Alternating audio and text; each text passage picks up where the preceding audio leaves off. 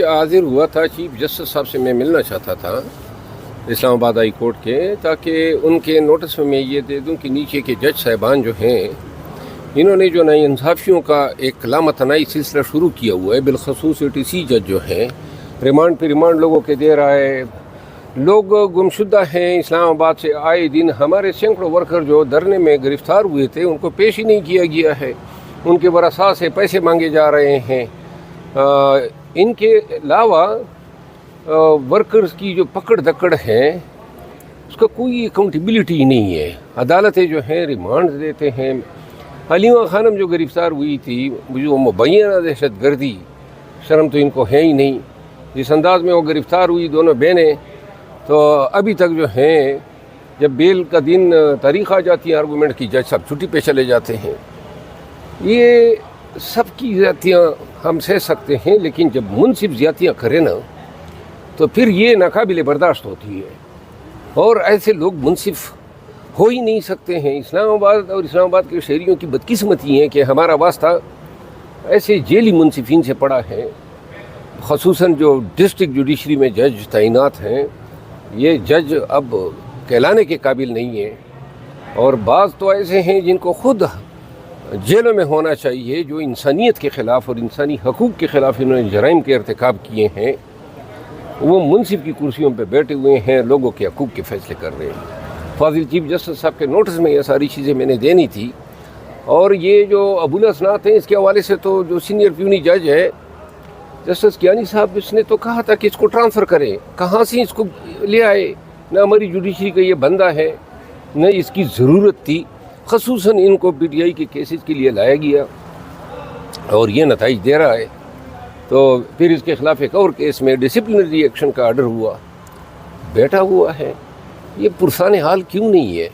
اور چونکہ chief justice صاحب جو ہیں ایڈمنسٹریٹو ہیڈ ہیں جوڈیشری کے، تو میں ان کے نوٹس میں یہ چیزیں دے کے میں چاہتا تھا کہ چیف صاحب اس پہ سینسٹائز ہو اور ان کو آگہی ہو کہ اسلام آباد کے عوام، اسلام آباد کے وکلاء جو ہیں، یہ ناانصافیوں کا سلسلہ تو پورے ملک کے طول و عرض میں ہے، لیکن اسلام آباد میں جو طوطی بول رہا ہے آج کل، وہ اپنے عروج پہ ہے۔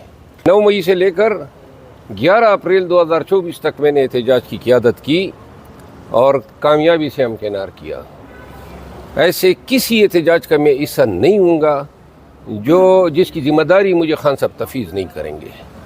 نہ ایسے احتجاج مجھ سے ہوتے ہیں۔ احتجاج ہوگا، ایک ہوگا اور منطقی انجام تک پہنچایا جائے گا، اور اگر یہ مجھے سائیڈ لائن رکھنے کی پالیسی اگر یہ جاری رہے گی تو پھر جو ہے میں ایسے احتجاجوں کا حصہ نہیں بنوں گا۔ احتجاجوں میں نہ مجھے دعوت دی جاتی ہے۔ پی ٹی آئی کے ورکر مجھ سے پوچھتے ہیں نا کہ آپ باہر نکلیں، تو میرے تو پاؤں ہی کاٹے جا رہے ہیں۔ کس طرح باہر نکلوں؟ جب میں نکلتا تھا، جب یہ لوگ نہیں تھے تو یا خان تھا یا میں تھا یا پھر عوام تھے، درمیان میں کوئی قیادت نہیں تھی۔ سنیں، تو لہذا احتجاج ہم کرتے تھے۔ اب جب سے یہ آ گئے ہیں، ان کو خدشہ یہ ہے کہ شاید ان احتجاجوں سے میں کہیں اور عروج پا لوں گا، اور عروج رکھو اپنے پاس۔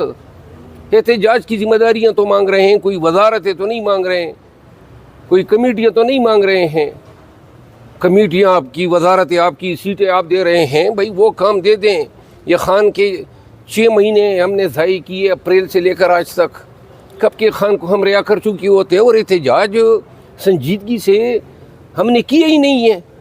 یہ کیا احتجاج ہوا؟ احتجاج یہ ہے کہ پوری دنیا جو ہے کام پہ، اور دیکھ لیں یہ ہوتا ہے احتجاج۔ کروڑوں لوگ ہیں آپ کے پاس، کیسے ورکر ہیں ہمارے پاس، مار کھاتے ہیں، گولیوں اور بندوقوں کے آگے آتے ہیں۔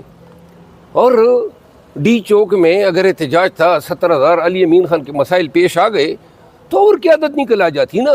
کس منہ سے جا کے یہ یہاں میڈیا کے سامنے کھڑے ہو کے خان کی رہائی کی بات کرتے ہیں؟ کم وقت تو کدھر مر گئے تھے، بیٹھ جاتے نا ورکروں کے ساتھ۔ اچھا مروت صاحب، جو سلمان اکرم راجہ نے پریس ٹاک کی، انہوں نے کہا کہ اتنی شیلنگ ہو رہی تھی کہ وہاں پہ 1 یا آدھا یا 1.5 منٹ سے زیادہ کوئی پاسبل نہیں تھا کہ کھڑا ہو سکتا، اور یہی وجہ تھی کہ وہاں سے لوگ چلے گئے۔ اور انہوں نے مثال بھی دی گنڈا پور صاحب کی کہ پاسبل نہیں تھا، حلیمہ خان صاحب ابھی وہاں پر 30 سیکنڈ زیادہ نہیں رکی، تو کیسے لوگ وہاں پر کھڑے ہو سکتے تھے آپ کے خیال میں؟ اگر نہیں، لوگ تو کھڑے ہوئے نا۔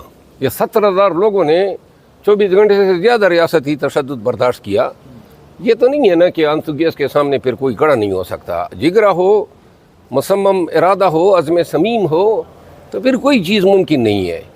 دیکھیں, نیت یہ ہونی چاہیے کہ خان کو رعا کرانا ہے, چاہے دنیا ادھر کی ادھر ہو جائے.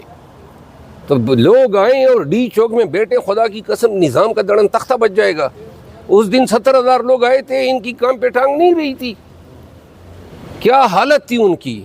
تو لہٰذا پاکستانی جب تک نکلیں گے نہیں, اور ایسے نکلیں اور اس پہ بیٹھے ہیں ڈی چوک پہ, زیادہ سے زیادہ یہ ایک, لیکن اگر عوام 1 لاکھ سے بڑھ گئے پھر یہ اس پہ شل بھی نہیں مار سکتے ہیں. مروت صاحب, جو ورکر ہیں وہ کسی بھی لیڈرشپ پہ یقین کرنے کے لیے تیار نہیں ہیں, تو کیا پھر ورکر خود سے نکلیں گے؟ نہیں, میں نے کہہ دیا نا, میں نے کہہ دیا, پھر کہتا ہوں, یہ سوشل میڈیا پہ یہ وہ رذیل ہیں ایک غدار قوم, کیا نام ہے وہ, ہاں وہ عادل راجہ, اور ایک اور خبیث ہے حیدر مہدی. پاکستان تحریک انصاف کے لوگ جیسے جب تک ان کو دھتکاریں گے نہیں, کس طریقے سے یہ لوگ اپنی, اور سارا جھوٹ, اور آج بھی پتہ نہیں کہاں سے یہ بول رہا تھا, سارا سر جھوٹ بولتے ہیں. جب تک پی ٹی آئی کے ورکر قیادت کی بات نہیں مانیں گے. یہ کون لوگ ہیں؟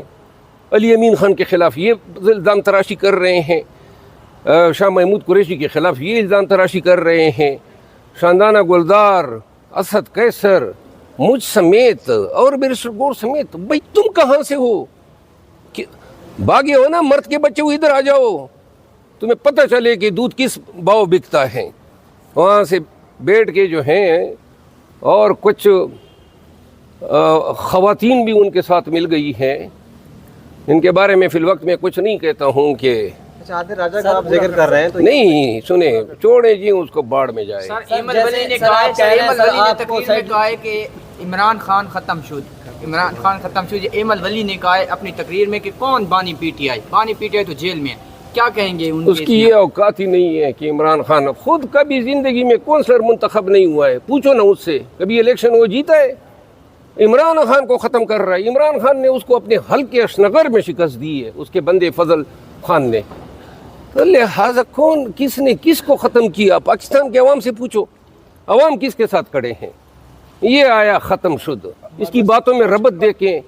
اور یہ جو زبان استعمال کر رہے خان کے خلاف, پی ٹی آئی کے خلاف, علی امین خان کے خلاف, عمر ایوب خان کے خلاف, اور لہٰذا میں نے اس دن بھی ان کو کہا تھا, ابھی مجھے انتظار ہوگا کہ ذرا تھوڑا زبان کھولے تو انشاءاللہ اس کا صحیح سرجری کریں گے اس کے بیانات کا. اور میرا بڑا موڈ ہے اس کو جواب دینے کا, اس کو فکس کرنے کا, اور یہ بیانات دیں انشاءاللہ غبارے سے ساری ہوا نکالوں گا.